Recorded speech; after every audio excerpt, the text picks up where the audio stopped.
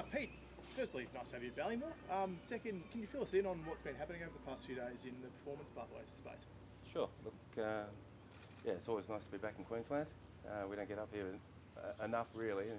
But we've just had a high performance workshop over the last 3 days, but we've also had a Wallaby camp. We've been bringing together those that are part of potential for Wallaby selection for the end of the year, but also potentially our Australia 15 group. And they've been working with Joe and the Wallaby group, but we're also trying to connect with our Super Rugby clubs and I suppose build out the capability development of all our staff across the system and we talk about alignment, but system connections. How do we continue to grow? How do we connect in between national and state level, and how do we actually move, not only getting the Wallabies going forward, but hopefully start winning some Super Rugby titles into the future. So, from a club perspective and from a super franchise perspective, who's involved in those conversations with RA? Yeah, so we've got 6 streams. So the first day is all around the collective. So we have our coaches in there, we have our physiotherapists, doctors, head of athletic performance, etc. So what we're trying to do is get the critical senior leaders together. And then in each other day we've got different streams. So it might be the physios working in with the senior leads, might be all the doctors. We've got the PDMs from Rupa across the system working in with the doctors and looking at how they interface from a player welfare and wellbeing piece into the doctors within the clubs, and also nationally. So it's the first time for quite some time that we've actually brought everyone together, and I think as part of our overarching getting alignment in the system, this has been pretty pivotal. It sounds pretty close to centralisation. It's obviously not quite there, but what's the line that's drawn at sort of asset information sharing? Yeah, we wouldn't call it centralisation. Centralisation, probably not the right word. I think we talk about system connection, and the strategy really is how do we collectively work together to actually get the outcome, which is, teams in goal winning, and how do we get our clubs to start winning Super Rugby titles and being more competitive with our opposition. And those two are not exclusive, they're actually connected. And so if we can get that sort of shared responsibility of, okay, we might take a national lead, but it's all locally delivered. And our plan is co-created, so we collectively come together to create the plan. Yep, some of the decisions have to be led nationally, but it's got to be delivered in the local sense through the clubs and super clubs. So we've had 2 opportunities for that now this week, with first the Canberra hub and now the Brisbane hub, as we say. How is that what's the response been like from the super clubs working together? So Reds and Force here, and then Brums and Tars down in Canberra. I think since myself and Joe, we came on in March, so it's been sort of a work in progress. I think the national staff have sort of been deployed and worked collectively with the states and territories for quite some time now, and so bringing them together in these hub sort of situation has been well received. I think we did it prior to the July window, where we brought in the Waratahs and we had the Force together, the Reds and Rebels, etc., and came in collectively together. So this time we've got the Waratahs and the Brumbies together down in Canberra, and the Reds and Force up here in the north. And it's been well received. It's nice to see the players when you come to the training ground. They're all excited to get involved again, and obviously they've been in pre-season, some of them have been on a break. So getting back together, it sort of brings that connectivity and connection to something that we've got coming down the line, which is the November window, with 4 tests and Australia 15 playing 2 fixtures as well. So I guess it leads very nicely into that sort of 6 game tour window. What's the rationale around the Australia XV? I know there was some conjecture around, is it an Australia A fixture? Can you explain a bit more about the XV pathway that's starting to be delivered?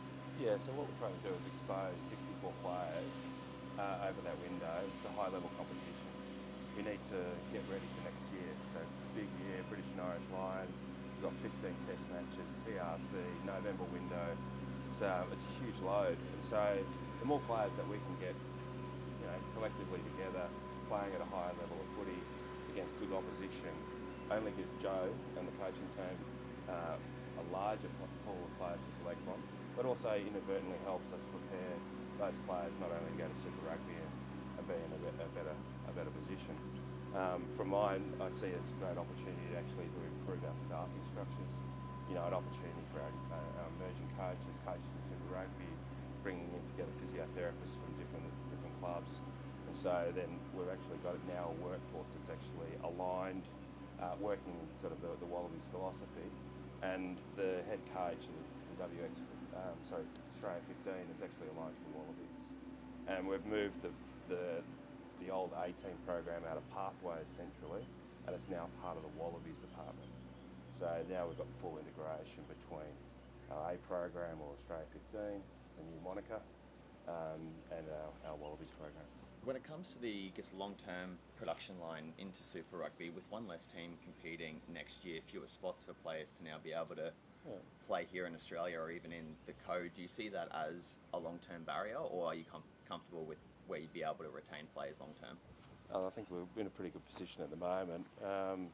We've been able to move those that were previously in the Rebels in across the 4 franchises, and it's been good integration. I think those players are slowly either have already moved or have actually come in Brisbane and heading back, or been away on Wallabies commitments, and so they've sort of got their relocation piece. But I think more broadly, having 4 clubs, we've had traditionally 27 foreigners within our system. And so as we move down ahead, we want to invest in Australians effectively. So, potentially there'll always be a need to have foreign talent to potentially pick up where we have some gaps. But the idea is over time, those franchises become more and more Australian eligible. It gives us an ability to project forward. I think that we can see some nice progression between our pathway programs from our 18s and 19s, 20s progressing into the back of super squads. And I think, over time we'll see the demographic. We lose a few of the older players, and they may choose to go to Europe or choose a different direction. But I think what we've got now is a pretty robust pathway connected to Super, and those available spots that have moved in will start to be filled by not foreigners but Aussies. And when it comes to the school programs as well, it's been a narrative that comes out that a lot of the traditional rugby schools have then produced league talent, the Kalen Pongers and Pat Hogans of the like. What plans or work's been done to really show these kids coming out of the churchies and such that there is a long-term pathway for them here in Australia? Yeah, look, it's an interesting one, isn't it? A lot of people are talking about, okay, well, look, is he a league kid or is he a rugby kid? And obviously we want to invest in those players that are actually committed to rugby and giving them an opportunity. We sort of see it around, if we've got good quality programs that are connected to a potential career in a professional environment, and then the ones that we want to keep, we do. And so our value proposition is around quality of program, opportunity of international touring obligations, whether it's at the 20s level. We tour at under 18 level. We've got competitions, Super Rugby, under 16s, under 19s. The whole, I suppose, package that's available to a player to choose rugby is quite good. And we're actually pretty active in terms of securing and retaining those players. We've made a big push around now, sort of pivoting a bit now into under 14s and having a connection at U14s and 15s. And so those players are in our system sort of from 14 through to, I suppose, just over 20. We've been able to retain a significant proportion of those. And there's always players that leave, and yes, there are players that will go to the code and the opposite code, but there's also those that are in the opposite code that want to come to us. And I don't see that as an issue. There's always been movement. The key thing is for us to continue to develop and provide high quality programs at the state delivery level, so that those kids know that they've got an opportunity to go into Super and hopefully onto higher honours. It's been a hot minute since we've had the NRC here as well. Has there been any consideration into a second tier comp to sort of sit between Super and Premier Rugby? Yeah, it's always it's always a bit of a discussion point. Yeah, look, there are quite a lot of discussions in the background around what do we do in this space, how do we actually extend the year. We've got quite a few different ideas. NRC has been very good, having been overseas for nearly 2 decades, and then coming back and seeing the value of the NRC, and then they're not. It's sort of for us as a really important step, especially for the general managers that have been here for the last couple of days from each of the clubs, is how do we actually get more footy in the year? How do we actually then also those players in the back of super squads and also in the academy actually getting post-August, and you come out of Hospital Cup and Shoot Shield, how do we get some more footy before October and to October and then into November? The clubs have been active in terms of putting some tours together. You've got the Reds over for a couple of game tour to Japan, and then that obviously connects on for our European tour. And then you've got the Waratahs at the end of November going up to Japan to play. I believe it's Kubota Spears on a game up there. So a number of the franchises, and you've just recently had the Force over in South Africa with a 3-game tour. So they've been trying to fill the gap by creating opportunity, and I think what we want to do is be able to fill the void with a meaningful competition that provides opportunity for those players that don't get enough minutes out of Super Rugby, but also those that are connecting from our academy and Shute Shield Hospital Club and domestic clubland to actually get a step up and play on a better comp. You said you want Super Rugby titles as a big goal out of this after what you saw from, I guess, the Brumbies in a number of years, but then the growth in the Reds as well. The Waratahs have been well strengthened. Does it feel like we're close after what you saw from this season? Look, I think that we talk about some green shoots. I think it's there. Like, I think it was 2017, we didn't win a game against the Kiwis. And this year we won 10. I don't sort of, us and how we play against each other, that's, it's probably not on our metric, is how do we actually compete against New Zealand, because that's actually the benchmark. And then the more that we can continue to improve and build off the back of that, it's important that we can continue to grow the competitiveness of our franchises. And that connection between super club and national team is important.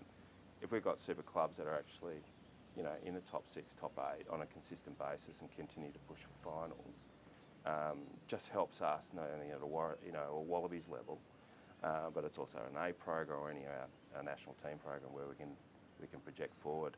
We've got a number of kids who are playing Super Rugby 2 at an under-20s. We had Harry McLaughlin-Phillips this year off the back of Reds going abroad, and that's a great opportunity. And we just want to make sure that we continue to work in being more and more competitive over time, and that actually has a reflection and a knock-on effect to our national program. Peter, we saw in the past few years Australia A, as it were at the time, playing against Japan 15, and as I understand, Rugby Australia still has an MOA with JRFU. Yep. Are we going to see that relationship develop again? We're seeing a lot of New Zealand working with Japan. Is that a relationship that we're keen to strengthen with Japan as well? Absolutely. So Japan's been connected for some time. The MOUs was put in place either back end of last year. New Zealand's got a similar one. We've got opportunity to play with them next year, coming down the line, and we continue to work closely with the JRFU and the head coach and Mark Egan, who's their HP strategic advisor over there, and I think there's good synergy, a lot of good discussion that goes between the two unions, and I think it makes sense for us to have a close relationship with Japan, not only as is with New Zealand as well. Happy days. Happy days. Appreciate it, mate. Beautiful.